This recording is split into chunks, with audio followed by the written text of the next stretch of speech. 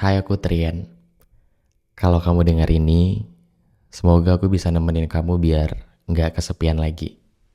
Kalau kamu dengar ini pas lagi sedih, setidaknya kamu nggak boleh sedih sendirian. Dan kamu lagi dengerin berproses buat nemenin kamu bertumbuh.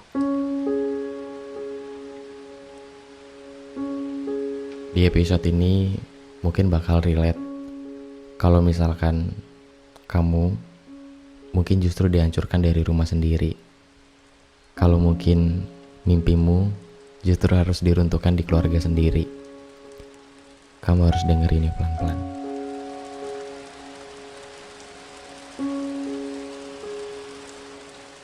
Seberapa sering suara kamu gak pernah didengar di rumah sendiri? Seorang anak yang gak pernah didengerin, dewasanya dia akan tumbuh jadi orang yang gak tahu harus cerita sama siapa. Dan hal ini bikin dia jadi sering mendam, sering susah ngomong, sering susah cerna hal-hal yang dia dapetin. Kadang dia ngerti, tapi dia jadi gak tahu gimana caranya nyampein.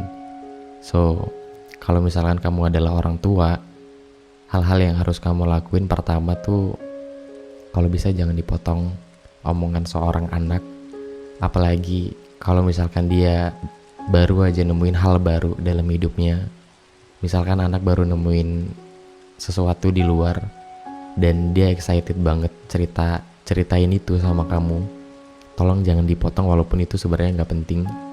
Karena dengan kita ngasih kesempatan seorang anak itu buat cerita dan kita dengerin, kita gak jawab, kita gak langsung potong omongannya, itu ngasih ruang buat anak jadi harus tahu apa yang kita rasa ternyata itu bisa kita bagi ke orang-orang.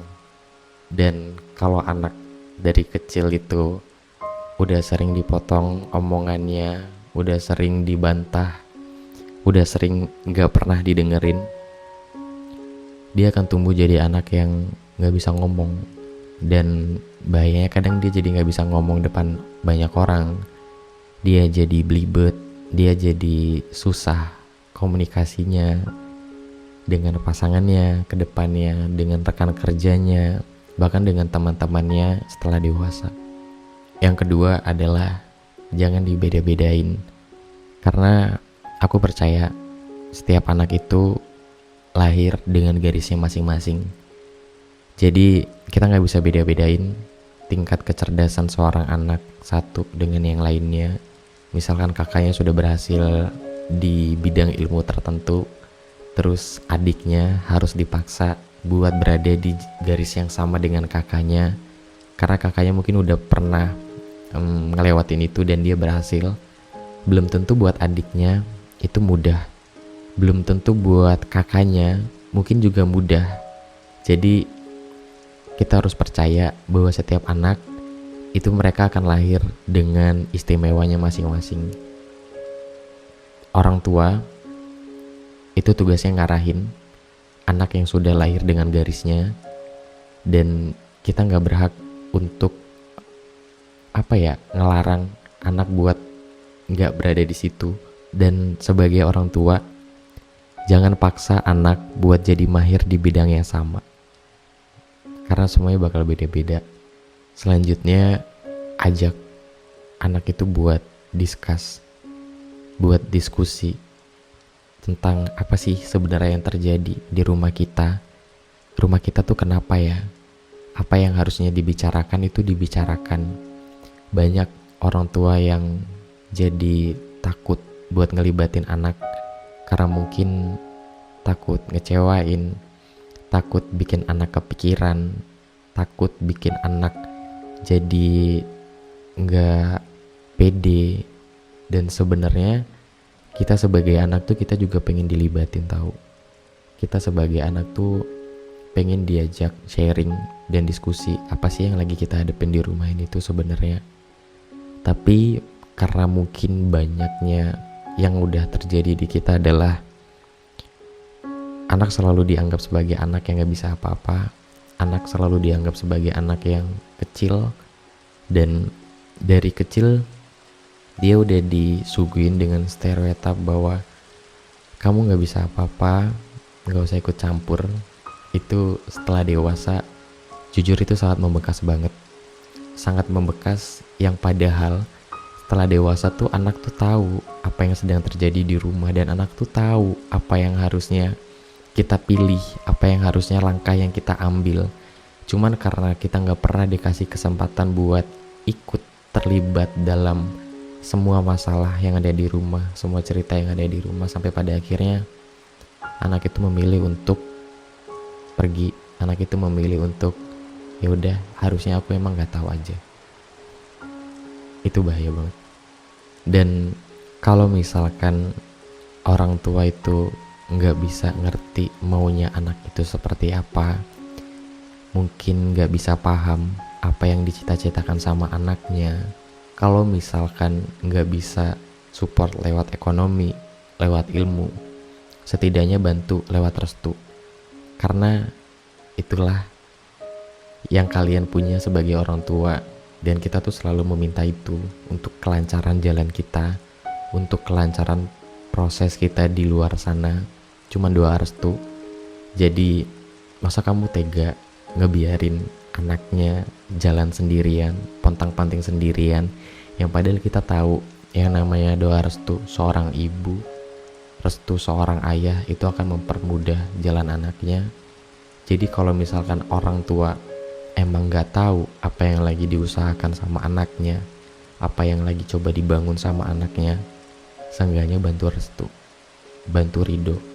Karena itu yang sebenarnya kita butuh dari kalian. Mungkin yang salah dari kita adalah kebiasaan-kebiasaan yang dari kecil kita terima, sampai akhirnya kita gak sadar kebiasaan itu kebawa sampai kita dewasa. Dan biasanya itu tuh terjadi di luar kendali kita setelah dewasa. Anak yang dari kecil yang gak pernah didengerin, setelah dewasa dia bakal banyak diemnya, bakal banyak memendam karena takut. Takut karena ketika diceritain emang bakal ada yang ngertiin. Ketika diceritain emang aku bakal ditanggepin. Ketika diceritain emang orang tua bisa ngerti apa yang aku mau. Jadi bahayanya kalau dari kecil kita gak dibiasain buat dengerin anak kecil, ini bahaya sampai dewasa karena mereka jadi gak bisa cerita, jadi banyak mendem, jadi kayak kosong, komunikasi keluarganya jadi gak berjalan dengan baik. Bahkan kadang kita tuh sebagai anak, kita tuh diem bukan karena kita patuh, tapi karena kita malas berdebat, karena kita takut ditentang, karena kita takut, banyak takut duluan daripada coba untuk mulai jelasin satu-satu. Dan setelah dewasa, anak jadi mulai respect ke orang tuanya, itu berubah jadi sebatas takut sama orang tuanya. So, coba sebagai orang tua jangan dibiasain buat nakut-nakutin anak kecil. Kayak kalau kamu ngelawan nanti kamu durhaka, kalau kamu ngelawan, kalau kamu gak dengerin nanti kamu masuk neraka. Setelah dewasa dia bakal tumbuh jadi anak yang penuh dengan takut, dan respectnya sama orang tua itu berubah jadi takut, bukan karena patuh tapi karena takut. Yang sebenarnya anak mau adalah dikasih tahu kenapa ini nggak boleh, kenapa itu nggak boleh, kenapa ini dilarang, dampaknya apa, jelasin aja dari kecil nggak apa-apa.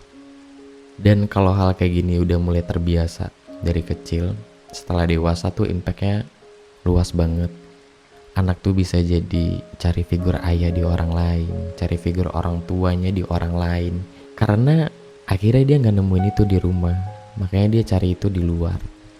Yang dia sayang, yang dia respect, itu justru orang lain yang dia temukan, bukan figur orang tuanya di rumah. Jadi aku gak mau semakin banyak anak-anak yang cari figur orang tuanya di luar sana, yang kadang kita gak pernah tahu seorang anak tadi akan tumbuh rasa berlebihan kepada orang yang dia tumpangi figur ayah itu tadi. Timbul rasa nyaman yang gak dia dapetin di rumah, tapi justru dia dapetin di orang lain. Dan masalahnya adalah si orang lain ini bisa jadi dia gak benar-benar baik. Mungkin kalau orang lain itu emang peduli dan emang beneran sayang sama kita, dia bisa jadi pasangan yang baik. Kayak seorang istri yang lahir dari bapak yang tanpa peran, kemudian dia menemukan figur ayahnya di suaminya, itu gak masalah. Yang salah adalah ketika orang lain ini dia tuh gak beneran sayang, atau mungkin dia emang orang baik aja yang biasa baik sama banyak orang. Dan si anak yang gak dapetin figur orang tuanya itu tadi ngerasa punya mulai ngerasa ngegantungin harapan berlebihan sama orang itu tadi. Dan ketika orangnya itu pergi, anak jadi kosong, dia jadi kehilangan berkali-kali lagi. Dia harus ngerasain patah hati lagi. Udah dia patah hati di rumah, udah dia patah hati dengan ayahnya, dengan ibunya. Di luar dia harus patah hati dengan orang yang udah dia anggap sebagai ayah, udah dia anggap sebagai ibu, tapi harus ninggalin dia juga.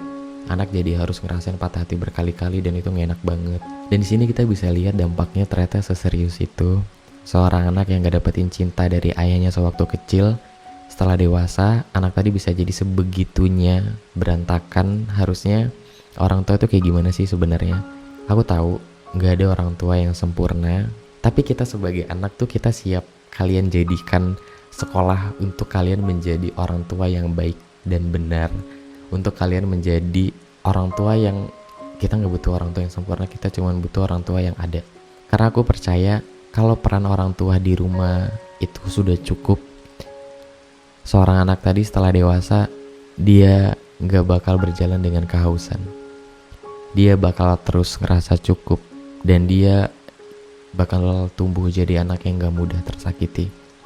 Contoh, anak perempuan yang dapetin cintanya tuh 100% dari ayahnya, dia gak bakal jatuh ke laki-laki yang cintanya cuma 50% buat dia. Begitupun sebaliknya. Karena taraf cinta dari orang tua itu tadi bakal jadi bare minimum seorang anak ketika dewasa. Dia gak bakal lagi cari figur rumpang dari orang tuanya. Karena kalau taraf cinta dari orang tuanya itu sudah penuh, perannya udah penuh, itu bakal jadi bare minimum seorang anak untuk mencari cinta di kehidupannya setelah dewasa. Semoga orang tua kalau denger ini bisa jadi lebih ngerti dan lebih luluh apa yang sebenarnya seorang anak itu mau. Dan peran seorang anak, kita tuh juga punya peran di keluarga. Berhenti selalu menuntut orang tua kita buat sempurna, karena gak ada orang tua yang sempurna. Kita sama-sama belajar. Kita juga harus berperan di keluarga, yang semoga kita jadi kuat ketika kita udah tahu bagian-bagian mana sih yang salah di keluarga kita tuh, apa sih yang kurang di keluarga kita tuh. Kita jadi tahu apa yang harus kita lakuin ke depannya. Biar apa? Biar trauma yang gak turun lagi ke anak-anak kita. Biar trauma yang gak harus dilanjutkan ke generasi-generasi di bawah kita. Semoga kita semua jadi tahu apa yang harusnya kita lakukan di rumah. Dan terakhir, gimana kalau semuanya sudah terlanjur? Seorang anak yang mentalnya udah hancur di rumahnya sendiri, gimana harusnya dia bersikap? Pertama, terima dulu kenyataan bahwa maaf, kamu harus lahir di keluarga ini. Pernyataan penerimaan itu tadi bakal jadi fase pertama untuk kamu jadi jauh lebih baik. Berat emang harus nerima kenyataan yang gak enak kayak gini, tapi kita cuma gak punya mesin waktu buat balik ke awal waktu kita dilahirkan untuk ngubah ini semua. Kita emang cuma gak bisa ngubah ini semua. Jadi ketika kita udah sadar ini tuh luka ya, terima dan maafin kalau kamu harus ngerasain trauma sebegitu beratnya sebagai seorang anak. Dan ketika kamu udah mulai nerima ini semua, selanjutnya pasti bakal kerasa lebih ringan kok. Kamu jadi lebih ringan ngelangkah, kamu jadi lebih tahu harus kemana dan harus ngapain aja. Fase berikutnya adalah tahap beres-beres, aku nyebutnya. Kita beresin dulu trauma-trauma kecilnya yang mungkin kita udah sadar kalau itu luka, dan kita tutupin luka itu satu-satu. Kalau orang tua masih ada, ajak orang tua ngobrol, perbaiki komunikasi di keluarganya. Mah, Pa, sebenarnya aku tuh gini loh, waktu kecil tuh aku pengen ngerasain ini. Waktu kecil aku penasaran kenapa aku selalu dilarang, kenapa aku selalu dikekang. Apa sih yang sebenarnya kalian takutkan sebagai orang tua? Obrolan-obrolan sederhana kayak gini, ini bisa ngebantu banget buat memperbaiki komunikasi keluarga kita. Gak apa-apa, akuin aja kesalahan kamu dan jelasin kesalahan-kesalahan mereka juga. Gak apa-apa, kamu harus saling terbuka mulai sekarang sama orang tua. Kalau kamu seorang anak, kamu harus jadiin orang tua kamu tuh tempat yang nyaman deh buat kamu cerita. Kalau misalkan sekarang belum nyaman, ya kita benerin biar nyaman buat kita cerita tuh apa yang harusnya kita lakuin.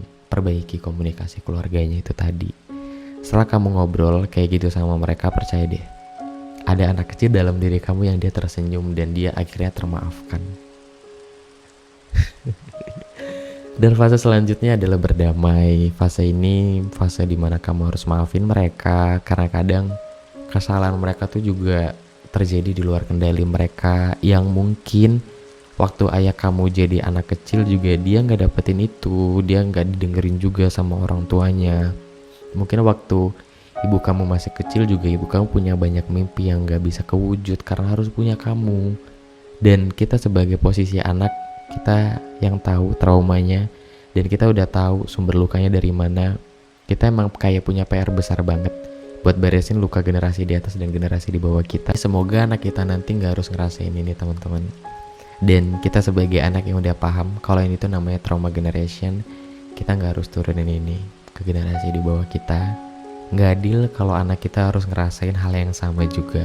Dan fenomena ini yang selama ini aku pengen suarakan lewat buku, lewat karya, lewat film yang bakal tayang di setelah Lebaran 2026.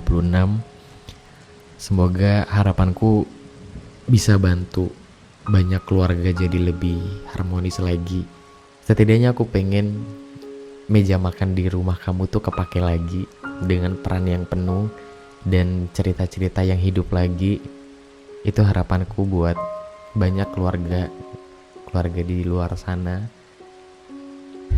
Karena keluarga tuh kayak tempat pertama buat kita naruh semuanya gitu loh. Jadi kalau keluarganya itu harus berantakan, itu kayak aku orang yang paling gak terima kalau keluarga itu harus berantakan.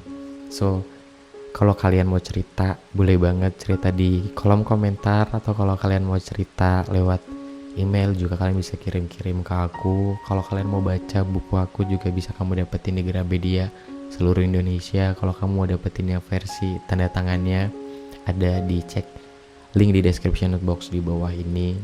So pesan aku terakhir, lakukan yang terbaik setiap hari karena kita gak pernah tahu di hari apa kita bakal beruntung. Aku Trian, terima kasih sudah bertahan. Aku pamit dulu. Dadah.